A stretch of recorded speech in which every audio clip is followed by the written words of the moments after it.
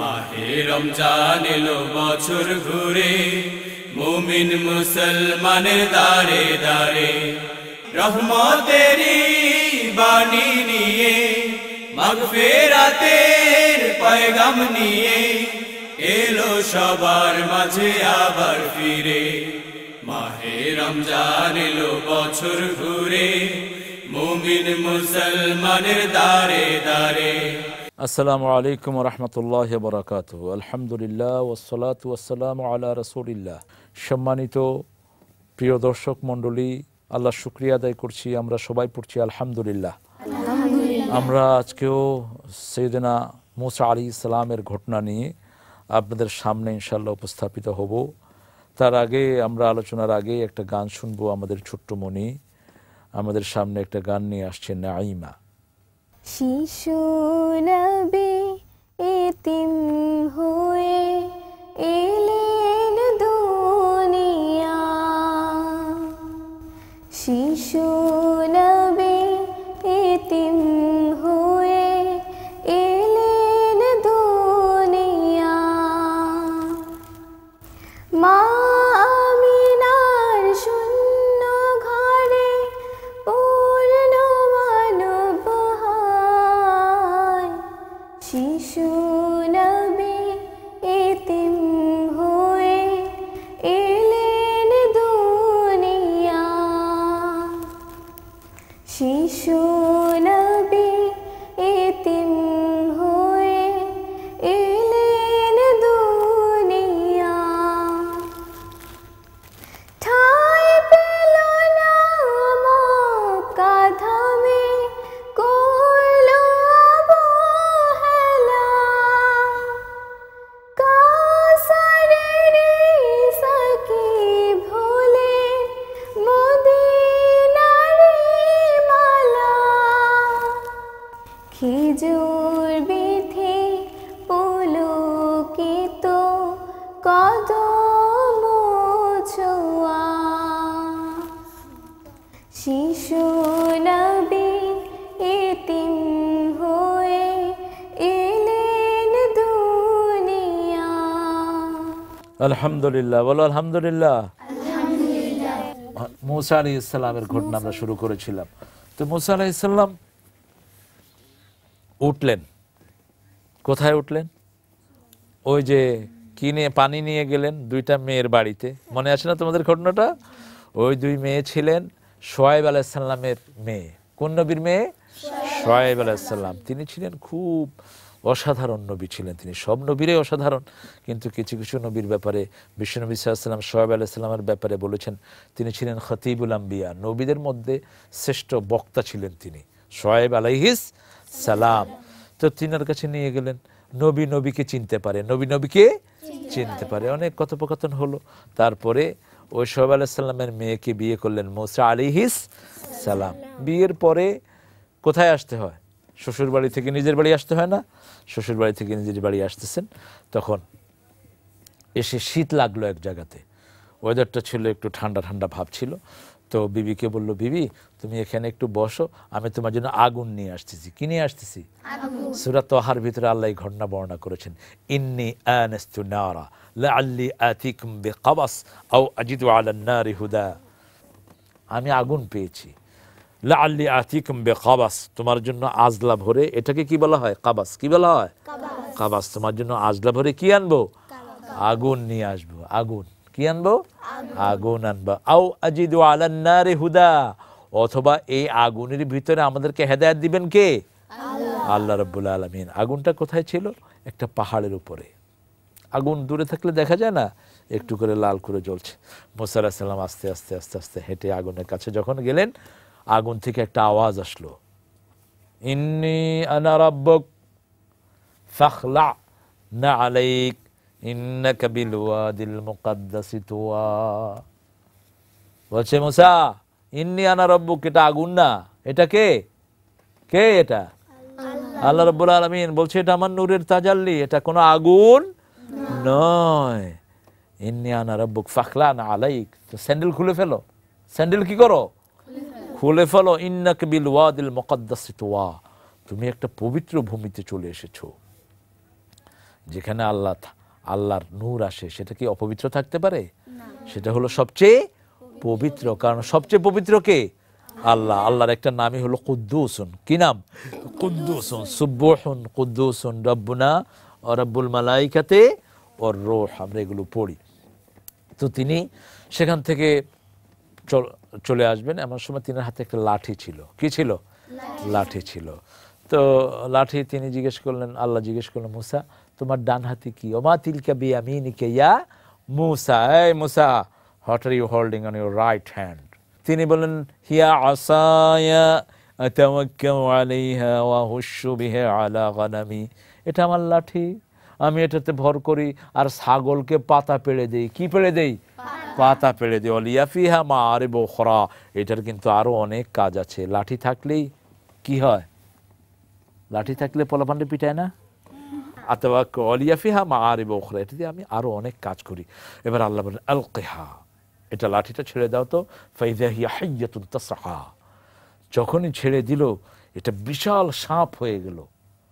সাপ হয়ে এক ঠোঁট উঠে গেছে আকাশে, আরেক ঠোঁট জমিনে, মধ্যখানে জিহ্বা লাফাচ্ছে। এখন যদি এখানে সাপ আসে তুমি কি করবা? কি করবা? এই যে সাবা বলছে, কি করবা নুসরাত? পালাবা, কারণ সাপ আছে যেখানে দৌড়াছে সেখানে। সাপ তো আর যে সে জিনিস নয়, আর যদি গোখরা সাপ হয় সেটা আরো মারাত্মক। এমনি যখন হা করছে, মুসা আলাইহিস সালাম কি করছেন? দৌড় দিছেন তিনি। মুসা আলাইহিস সালাম কি করলেন? দৌড় দিলেন। এখন আল্লাহ কয়, এই মুসা যাও কই? কয় আল্লাহ ছাড়লাম, কি হইল? কি কয় ছাড়ছো? কি হইল? কি ধরো। লা তাখাফ সানুঈদুহা সিরাতাহাল উলা, ভয় পেও না, ওটাকে আবার ধরো, ওটা আবার আগের মতো কি হয়ে যাবে? লাঠি হয়ে যাবে। ধরতে অনেক সাহসের দরকার ছিল, ঠিক না? আল্লাহ বলেছেন লা তাখাফ, তুমি ভয় পেও না। এখন কি আর ভয় পাওয়া যায়? কারণ দুনিয়ার সবকিছু কাকে মানে? আল্লাহকে মানে। আল্লাহর অবাধ্য হওয়ার ক্ষমতা কারো? মুসা আলাইহিস সালাম ধরলেন, ধরার পরে ওটা কি হয়ে গেল? লাঠি হয়ে গেল। এবার ফেরাউনের সামনে গেলেন, এই ফেরাউন, আমরা এখান থেকে আবার শুনবো, কেমন? ফেরাউনের কাছে যাবে দাওয়াত নিয়ে। কি নিয়ে যাবে? দাওয়াত নিয়ে। এই লাঠি হাতে হলো। মুসা আলাইহিস সালাম লাঠি নিলেন। কি নিলেন? লাঠি। কিন্তু এই লাঠির ভিতরে যে সাপ আছে এটা কেউ জানতো না। আল্লাহ বলছেন, মুসা সাপ মার্কা লাঠি দিলাম তোরে, তুই চলে যা, দাওয়াত দিবি, যারা দাওয়াত গ্রহণ করবে না কি ছেড়ে দিবি? লাঠি ছেড়ে দিলেই লাঠি কি হবে? আল্লাহ বলেন, ইযহাব ইলা ফিরআউনা ইন্নাহু তাগা, হে মুসা আলাইহিস সালাম ফেরাউনের কাছে যাও। এবার তিনি গেলেন। যাওয়ার পরে ফেরাউনকে বলল, এই ফেরাউন, তুমি আমার আল্লাহর উপর ঈমান আনো। ফেরাউন বলল, তুমি আর আল্লাহ আবার কি? আমি নিজেই তো আল্লাহ।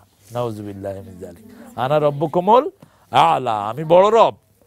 এবার মুসা আলাইহিস সালাম কি ছাড়লেন? লাঠি ছাড়ছে। পরে ফেরাউনকে, লাঠি এটা ধর তাড়াতাড়ি, আমি কালেমা পড়তেছি এখনই। এটা ধর, আমি এখনো কি পড়ছি? কালেমা পড়ছি, আমি কিন্তু মুসলমান হয়ে যাব মুসা, এটা ধরো তাড়াতাড়ি। তখন তিনি আবার সেটা ধরে ফেলেন, আবার সেটা কি হয়ে গেল? লাঠি হয়ে গেল। বলছে, ও মুসা, তুমি তো জাদু করে না, আমি তো আগে মনে করতাম তুমি অন্য কিছু, কিন্তু এখন দেখি তুমি জাদু কর। ঠিক আছে, আমার জাদুকর গিয়ে আনবো। ফেরাউনের ৮০,০০০ জাদুকর ছিল। কয় হাজার? বলছে নিয়ে আসো সব। এক মাঠে তারা সবাই জমা হলো, ৮০,০০০ জাদুকর। তারা ব্যাঙ বানালো, সাপ বানালো। সবাইকে মুসা আলাইহিস সালাম বললো, তোমরা সব বানাও, তোমাদের বানানো যখন শেষ তখন আমারটা শুরু, আমারটা ছেড়ে দেবো, আমি দেখি কাঠটা টিকে। তখন এরা কেউ ব্যাঙ বানালো, কেউ সাপ বানালো, কেউ কুচ্চা বানালো, জাদুকররা বিভিন্ন জিনিস বানিয়ে এখন বসে আছে। এবার মুসা আলাইহিস সালাম লাঠি ছাড়লো। যখনই লাঠি ছাড়ছে, মুসা আলাইহিস সালামের সাপ কি করছে জানো? নুসরাত কি করছে জানো? এমনি একটু জিহ্বা বের করে ওই জাদুকরদের সব খেয়ে ফেলছে। খেয়ে কি করছে? হজম করে ফেলে। এখন আবার লাফাচ্ছে। এখন জাদুকররা তো বুঝছে যে আমাদেরটা জাদু, কিন্তু মুসারটা কি আসল? মুসারটা আসল আলাইহিস সালাম। মুসারটা কিন্তু কোনো উল্টাপাল্টা কিছুই নয়। এটা কার কেরামতি? কার? এটা আল্লাহর মুজিজা। আল্লাহর মুজিজা ছাড়া আর কিছুই না। উলকিয়াস সাহারাতু সুজদা, সব জাদুকররা সিজদায় পড়ে আমানতু বিরাব্বি মুসা ওয়া হারুন, মুসা এবং হারুন আলাইহিস সালামের রবের উপর ঈমান আনলো, তারা মুসলমান হয়ে গেল। কি হয়ে গেল? মুসলমান হয়ে গেল। এবার ফেরাউন বলল, এই আমার হুকুম ছাড়া মুসলমান হয়েছিস, লা উকাত্তিআন্না আইদিয়াকুম, আমি তোমাদের হাত পা সব কেটে ফেলবো, তোমাদেরকে শুলিতে চড়াবো। কিন্তু জাদুকররা বলছে, যা কিছু করো, আমরা আসল মালিককে চিনে ফেলেছি। আসল মালিককে আল্লাহ। আর আমাদেরগুলো হলো জাদু, কিন্তু মুসারটা জাদু না, ওটা জাদুর বাপ।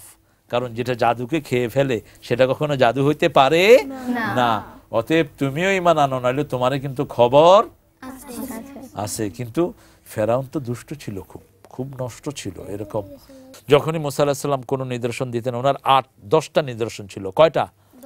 10টা। তিনি বগলতলে হাত দিয়ে হাতটা বের করলেই হাতটা চাঁদের মতো চকচক চকচক করতো, একদম লাইটের মতো হয়ে যেত। আবার মুসা আলাইহিস সালাম ওই ফেরাউনের খাওয়াগুলোকে ব্যাং বানায় দিছে। ব্যাং ভাত নিয়ে বসতো, সব ব্যাং হয়ে লাফায় চলে যেত। আবার ওই যে ব্যাঙের ছাও দেখছো না তোমরা? ব্যাং গাছি দেখছো? ব্যাঙের বাচ্চা দেখো নাই? ওই যে কালো কালো লেজ, এরকম হয়ে যেত সব। আবার পানি রক্ত হয়ে যেত। এরকম 10টা নিদর্শন আল্লাহ মুসা আলাইহিস সালামকে দিয়েছেন, যাতে ফেরাউন পড়ে লা ইলাহা ইল্লাল্লাহ মুসা কালিমুল্লাহ, মুসা কালিমুল্লাহ।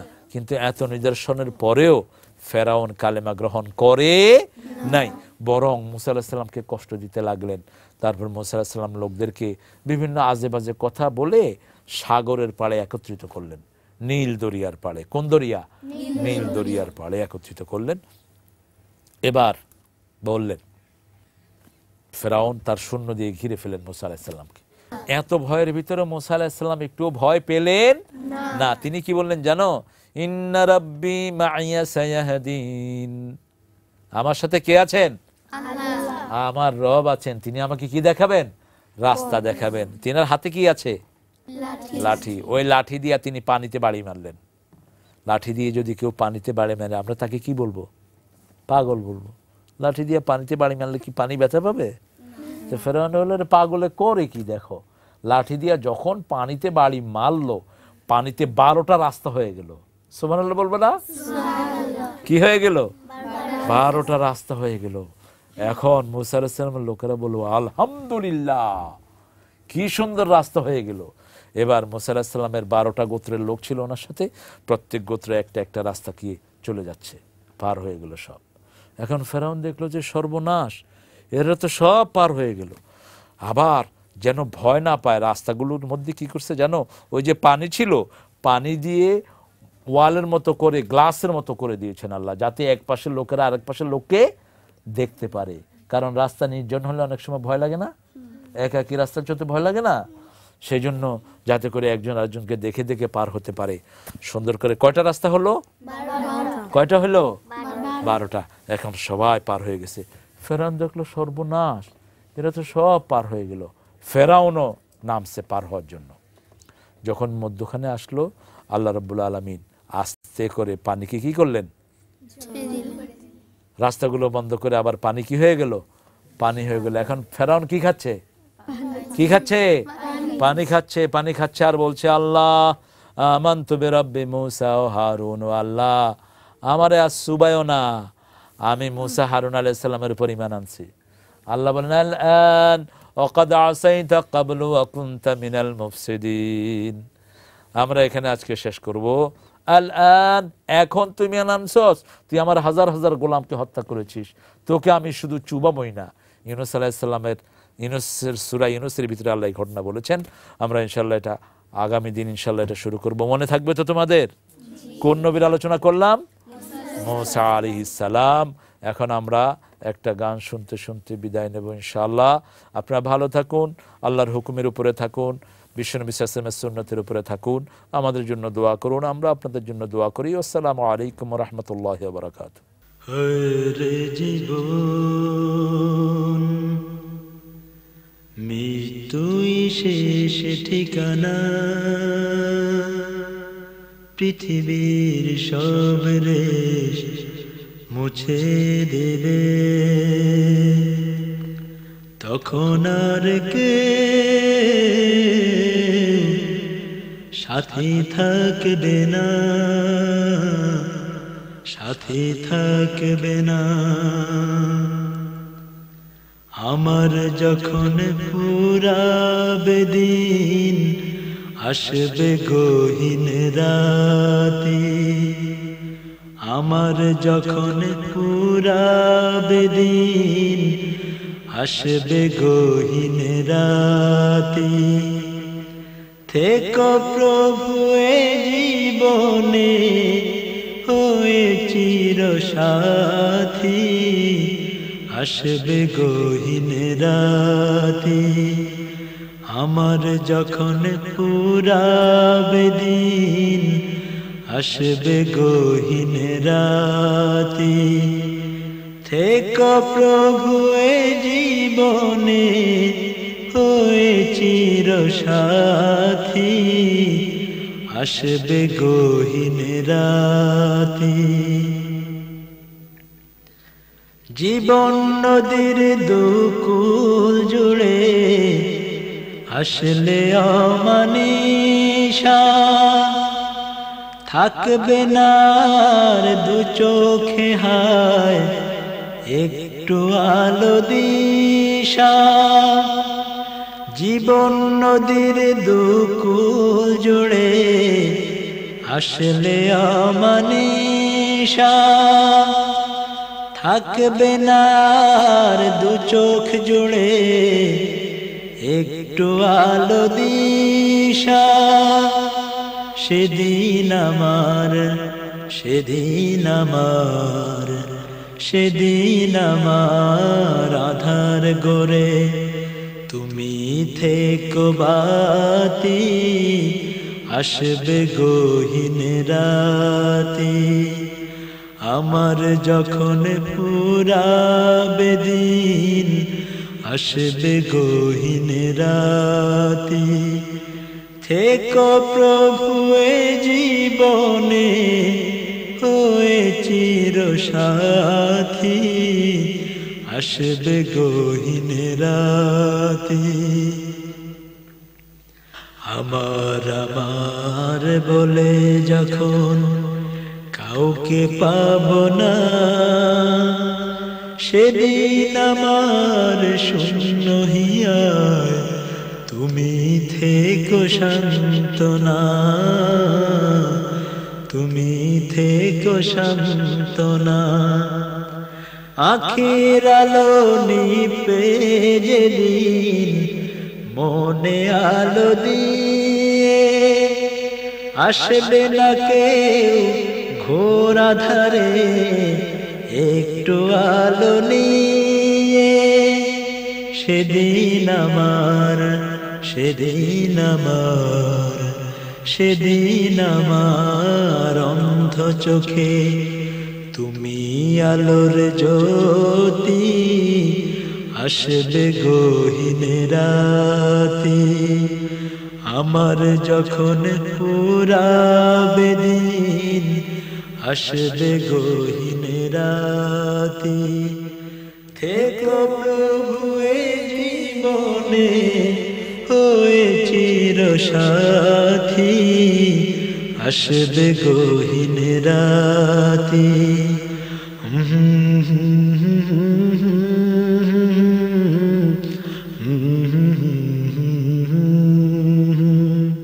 মাহে রমজান এলো বছর ঘুরে, মুমিন মুসলমানের দারে দারে।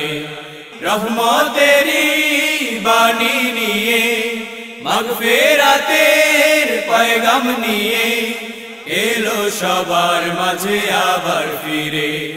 মাহে রমজান এলো বছর ঘুরে, মুমিন মুসলমানের দারে দারে।